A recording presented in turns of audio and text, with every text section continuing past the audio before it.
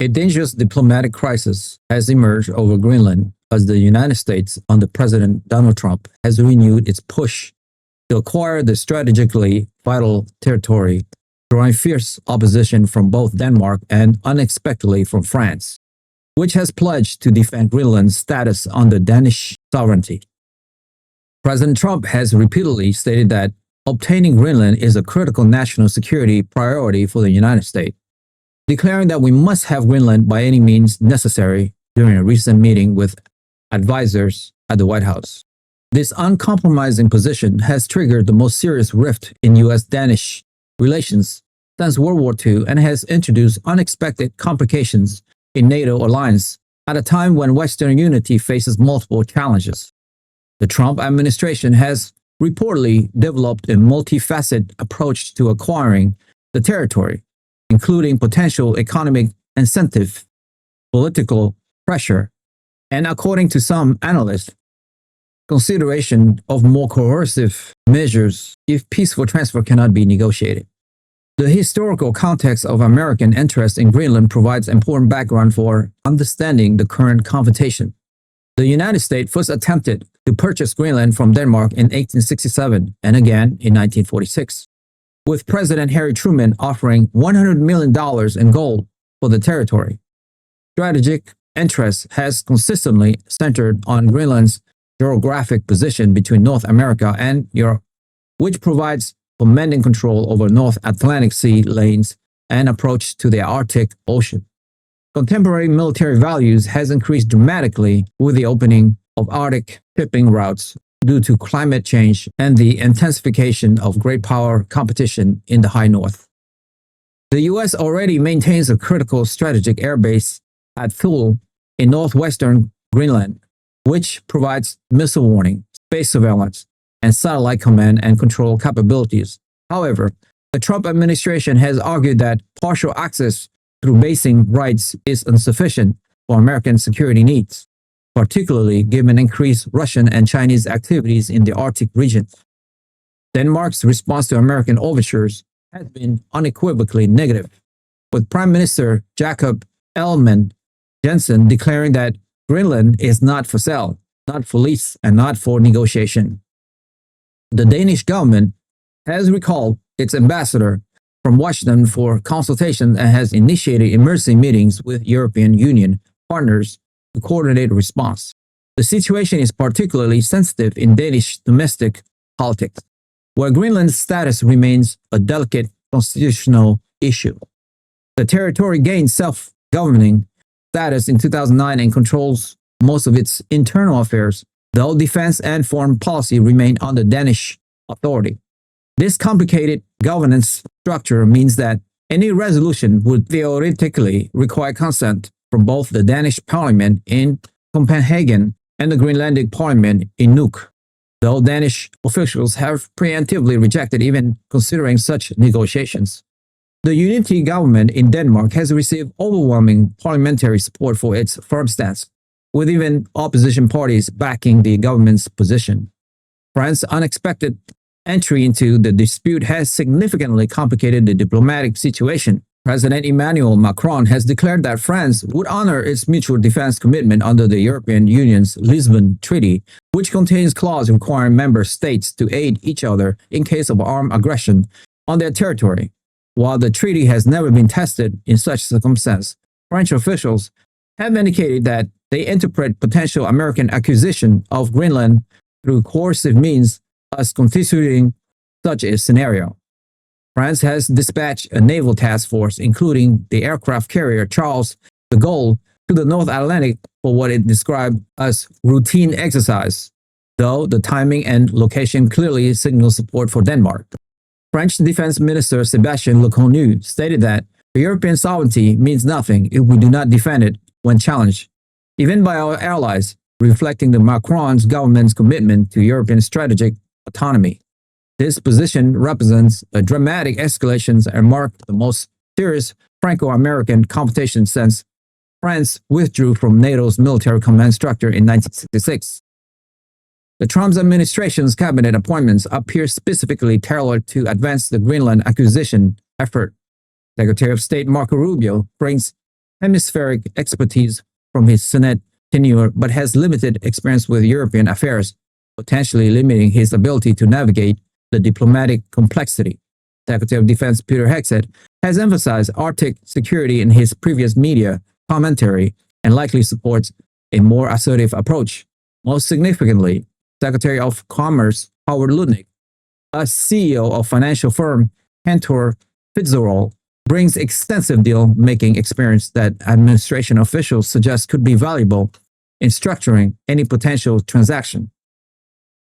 The administration has reportedly developed a multi-tiered strategy involving substantial economic incentive for both Denmark and Greenland, potential threats to existing defense arrangement, and consideration of more unconventional approach.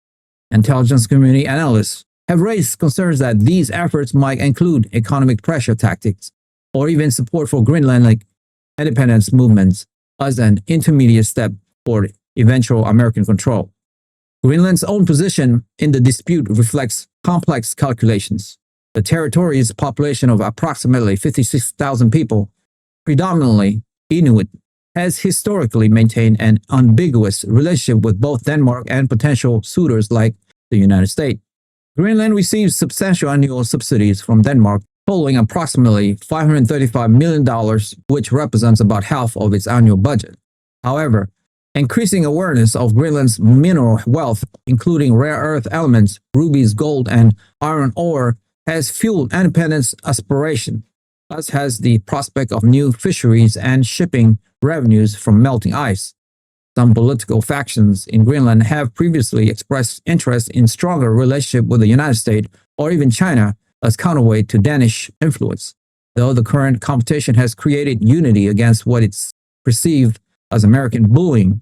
The Greenlandic government has issued a statement rejecting any attempt to treat our homeland as property to be bought and sold, while affirming its commitment to continued partnership with Denmark. The international response has largely opposed American ambition, though with varying degrees of intensity. NATO Secretary General Mark Rutte has attempted to mediate behind the scene, warning that the dispute threatened to create the most significant crisis in the Atlantic Alliance since its founding. United Nations Secretary General Antonio Guterres has expressed concerns about the revival of colonial-era territorial practice and called for respect for international law. China and Russia have cynically positioned themselves as defenders of territorial sovereignty, with Chinese officials declaring that the era of great powers devouring small countries should remain in the past despite their own aggressive territorial policies in the South China Sea. The European Union leadership has unanimously supported Denmark, with European Commission President Ursula von der Leyen stating that the integrity of member states' territory is non-negotiable. This unified European position represents a significant diplomatic setback for the Trump administration, which has hoped to exploit divisions within the EU. Legal scholars debate whether the United States has any plausible basis for claiming Greenland under international law.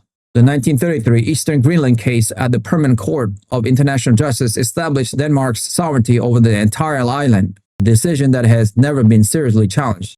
The United Nations Charter prohibits the acquisition of territory by force, and while American officials emphasize their preference for a negotiated solution, President Trump's by any means necessary language has raised concerns about potential coercion. Even a purchase would require the consent of both Denmark and Greenland's population, neither of which appears forthcoming. Some legal analysts have suggested that the administration might pursue a strategy of recognizing Greenland's independence and then negotiating a basing agreement or free association compact similar to that with Palau or the Marshall Islands, though this would still require overcoming significant practical and political obstacles. The economic dimensions of the confrontation are substantial. Greenland possesses untapped mineral resources estimated to be worth hundreds of billions of dollars, including the largest rare earth deposit outside China, which are crucial for electronics, renewable energy technologies, and defense systems. Control of these resources would provide significant strategic advantage amid increasing competition with China for mineral dominance. Additionally, melting Arctic ice is opening new shipping lanes that could reduce transit times between Asia and Europe by up to 2 weeks compared to southern routes. creating potentially enormous economic values for whatever nation controls adjacent territory. Fishing rights in Greenland's exclusive economic zone also represent valuable economic asset. The Trump administration has reportedly developed an economic package worth up to $1 trillion over decades, including direct payment, investment, guarantees, and debt forgiveness, though Danish officials have dismissed this overture as fantasy projection that misunderstand the nature of sovereignty. Military implications are equally significant. Control of Greenland would provide the United States with unparalleled ability to monitor and control the GIUK gap, Greenland, Iceland, United Kingdom, the strategic naval choke point between the Greenland-Iceland gap and the Iceland-UK gap that Russian submarines must transit to reach the open Atlantic. Additionally, Greenland's position would enhance American ability to project power into the Arctic basin, where Russia has been increasingly active with new military bases and icebreaker deployments. The Thule Air Base already provides critical capabilities for the U.S. Space Force Space Delta IV, which conducts missile warning operations, and Space Delta VI, which performs space domain awareness. Full sovereignty would allow expansion of these facilities without consultations with Danish authorities, potentially including basing of nuclear weapons that Denmark currently prohibits on its territory. These military advantage explains the administration's intense interest, but also illustrate why Denmark and its European allies view the potential transfer as fundamentally altering the regional balance of power. The situation creates a particularly difficult choice for other Arctic nations. Canada, as Greenland's nearest neighbor, has cautiously avoided direct criticism of the United States while reaffirming its support for Denmark's sovereignty. This delicate balancing reflects Canada's dual position as both American neighbor and competitor for Arctic influence. Norway, another NATO member with Arctic territory, has similarly attempted to avoid alienating the United States while expressing support for Denmark's position. Russia has predictably exploited the situation by portraying itself as a defender of Arctic stability while increasing its own military activities in the region. The Arctic Council, the primary forum for international cooperation on Arctic issues, has emergency meetings scheduled to address the crisis, though the organization's consensus-based decision-making and focus on scientific cooperation limit its ability to resolve fundamentally political dispute. Looking forward, several scenarios appear possible. The most likely outcome is a protracted diplomatic standoff with gradual de-escalation as the Trump administration recognizes the impracticality of acquiring Greenland and focuses on alternative approaches to enhancing American presences, such as expanding basing rights or economic agreements. A more dangerous scenario involves escalation through economic measures, such as American sanctions against Danish entities or withdrawal from defense commitment, potentially triggering reciprocal actions from European partners. The most concerning, though least likely scenario involves limited military demonstrations or coercion, such as increased naval patrol near Greenlandic waters or challenging Danish sovereignty claims through freedom of navigation operation. This path could potentially lead to accidental clashes despite both parties being NATO members, creating an unprecedented crisis within the alliance. In conclusion, the Greenland dispute represents a significant international crisis that threatens to damage Atlantic alliance and undermine norms of territorial integrity. President Trump's explicit statement that the United States must have Greenland by any means necessary has triggered firm opposition from Denmark and unexpected military backing from France under European mutual defense provisions. The situation reflects changing Arctic dynamic driven by climate change and resource competition, as well as the Trump administration's unconventional approach to international relations and territorial acquisition. The unified European response suggests limited prospect for successful negotiation, while the administration's commitment to the objective makes backing down politically difficult. As the situation continues to evolve, the Greenland dispute threatens to create lasting damage to transatlantic relationships and establish dangerous precedents for resolutions of territorial claims in the increasingly strategic Arctic region.